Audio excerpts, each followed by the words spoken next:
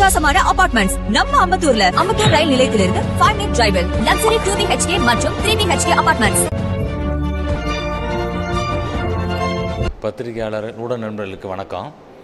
இன்றைய தேதியில் தமிழகத்தோட முதலமைச்சர் நீட் தேர்வுக்கு எதிரான இன்றைக்கி ஒரு ட்ராமா ஏற்படுத்துகிற மாதிரி அனைத்து கட்சி கூட்டத்தை இன்றைக்கி கூட்டுறதுக்கு இருக்கிறார். இந்த நிலையில் அதிமுகவுடைய மருத்துவனுடைய இணை செயலர் டாக்டர் சரவணன் மக்களுக்கு சில விஷயங்களை தெளிவுபடுத்த விரும்புகிறேன். இந்த நீட் தேர்வு தமிழ்நாட்டுக்கு வந்ததுக்கு முக்கிய காரணம் திமுக தான். காங்கிரஸ் 2010 ஆட்சியில் இருக்கும் பொழுது, திமுக அந்த கூட்டணியில் இருக்கும் பொழுது, கூட்டணி மந்திரி சபையில் இருக்கும் பொழுது, திரு காந்தி செல்வன் அவர்கள் இணையமைச்சராக இருக்கும் பொழுது, அந்த சூழலில் தான் இந்த விஷய விதை தூவப்படுகிறது. அப்புறம் இது கோர்ட்டுக்கெல்லாம் போய் நீதிமன்றங்களில் வழக்கெல்லாம் நடக்குது. அப்போ வாதாடினது நளினி சிதம்பரம் அவர்கள் தான். அவங்க யார்? அவங்க காங்கிரஸுடைய முன்னாள் ஃபைனான்ஸ் மினிஸ்டர் சிதம்பரம் அவருடைய மனைவி. அப்போ இவங்க தான் முழு காரணம். ஆமாம். அப்போ பார்த்திங்கன்னா புரட்சி மாண்பு அம்மா அவங்க ஆட்சி காலத்தில் உச்சநீதிமன்றத்தின் மூலம் மத்திய அரசு என்ன செய்கிறாங்க, தமிழகத்துக்கு மட்டும் நீட் விலக்கு கொடுக்குறாங்க. அடுத்து ஐயா எடப்பாடியார் ஆட்சி வருகிறது. எடப்பாடியார் ஆட்சி காலத்தில் இந்த நீட் தேர்வை மத்திய அரசு கட்டாயமாக்கியிருக்கக்கூடிய அந்த சூழலில் ஐயா என்ன பண்ணுறாரு, 7.5% இடஒதுக்கீடு மருத்துவ கல்வியில் அரசு பள்ளி மாணவர்களுக்கு கொண்டு வர்றார். இதன் மூலம் இப்போ நெருக்கி 600க்கும் மேற்பட்ட மாணவர்கள் வருடம் பயன்பெறக்கூடிய ஒரு சூழல் ஏற்படுத்தி கொடுத்துருக்கிறார்.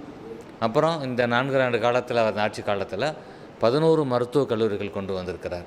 அப்போ இதன் மூலம் பார்த்திங்கன்னா நெருக்கி 1650 ஸ்டூடெண்ட்ஸு இந்த 11 மெடிக்கல் காலேஜினால் தமிழ் மாணவர்கள் மருத்துவக் கல்வி படிக்கக்கூடிய ஒரு வாய்ப்பு.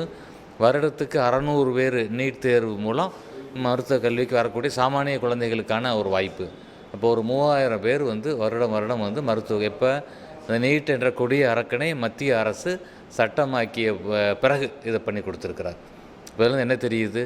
வாய் சொல்லில் வீரர் இன்றைய முதலமைச்சர் ஸ்டாலின் அவர்கள், செயல் வீரர் முன்னாள் முதலமைச்சர் வருங்கால முதலமைச்சர் ஐயா எடப்பாடி அவர்கள் அப்படின்னு தெரிய வருகிறது.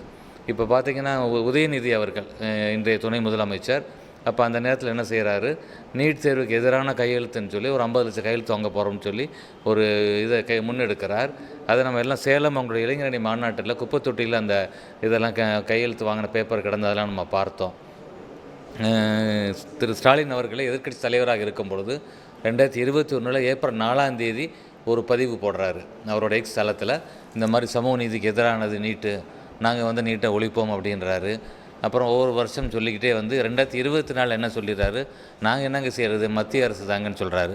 அதே நேரம் அவருடைய பையன் உதயநிதி இன்றைய துணை முதலமைச்சர் என்ன சொல்கிறாரு, அந்த எலெக்ஷன் எப்போ 525 வாக்குறுதிகள் தரும் பொழுது ஒரு பொய்யான வாக்குறுதி, இந்த நீட் தேர்வை நாங்கள் அகற்றிடுவோம், ஒழிச்சிருவோம், நாங்கள் முதல் கையெழுத்து அந்த ரகசியங்களுக்கு தான் தெரியும்னு சொல்லி மக்களை ஏமாற்றி சாமானிய மக்களை எனக்கு வாக்கு வாங்கி வெற்றி பெற்றார்கள். ஆனால் என்ன செய்ய முடிஞ்சது? இந்த 4 வருஷத்தில் எதுவும் செய்யலை.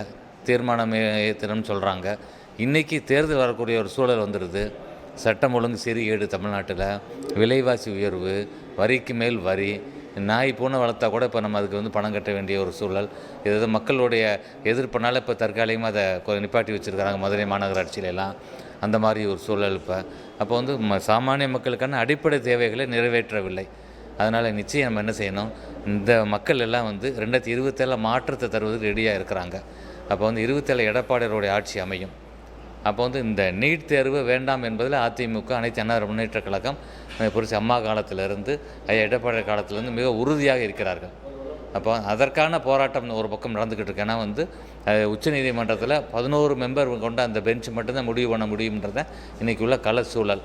அப்போ அதற்கான முயற்சி நடக்கும் பொழுது அதை எதிர்கொள்வதற்கு எப்படி 7.5% இடஒதுக்கீடு கொடுத்தாரோ அந்த நேரத்தில் மாணவர்களுக்கு கோச்சிங் கிளாஸஸை முன்னெடுத்து செஞ்சார். இன்றைக்கி திமுக அதை பண்ணுதா? அதை கை விட்டுட்டாங்க. அப்போ அதையும் ஒரு பக்கத்தில் செஞ்சு மாணவர்களுக்கு ஒரு கேடு வராமல் அவங்கள மருத்துவக் கல்வி படிக்கிற அளவுக்கான ஒரு விஷயங்களை அதிமுக மக்கள் நலன் சார்ந்த இந்த அரசு நிச்சயமாக செய்யும். 26 ஐயா எடப்பாடியார் தலைமையில் அமையக்கூடிய கூட்டணி மிகப்பெரிய வெற்றி பெற்று ஐயா தமிழகத்தின் முதலமைச்சர் ஆவார். இந்த திமுக சொன்ன இந்த பொய்கள் எல்லாத்தையும் அகற்றி விட்டுட்டு மக்களுக்கு உண்மையான ஒரு சேவை, மக்களுக்கு வேண்டிய திட்டங்களை நிச்சயமாக அவர் பெற்றுத்தருவார். இன்னும் பார்த்தீங்கன்னா மாணவர்களுக்கு மடிக்கணினி கொடுத்தது அம்மா ஆட்சி காலத்திலேருந்து ஐயா காலம் வரைக்கும் நெருக்கி ஒரு 58 லட்சம் பேர் கொடுத்துருக்குறாங்க. வைஃபை வசதி, கொரோனா காலகட்டத்தில் ஆல் பாஸ் ஸ்டூடெண்ட்ஸுக்காக ஒரு பரீட்சை மட்டும் ஒரு மாணவனோட திறமையை முடிவு பண்ணாது அப்படின்னு அந்த இயற்கை இடர்பாடாக வந்து ஓவர் கம் பண்ணி ஐயா கொடுத்த அந்த இது பெண்களுக்கு மானிய விலையில் ஸ்கூட்டி, எத்தனை திட்டங்கள் கொடுத்துருக்காங்க. திமுக என்ன சொன்னாங்க, இளைஞர்களுக்கு 10 லட்சம் பேருக்கு வேலை வாய்ப்பு தருவோம்னு சொல்லி சொன்னாங்க வருஷத்துக்கு. இன்றைக்கி 40 லட்சம் பேருக்கு கொடுத்துருக்கணும். அடுத்த வருஷம் இவங்க தேர்தல் சந்திக்கும் போது 50 லட்சம் பேருக்கு கொடுக்கணும். அது நிச்சயம் நடந்திருக்காது. அப்போ மக்களை ஏமாற்றக்கூடிய அரசு, விளம்பர மாடல் அரசு திமுக, மக்கள் நலன் சார்ந்த அரசு அனைத்து இந்திய அண்ணா திராவிட முன்னேற்றக் கழகம் என்பது உறுதியாகிறது.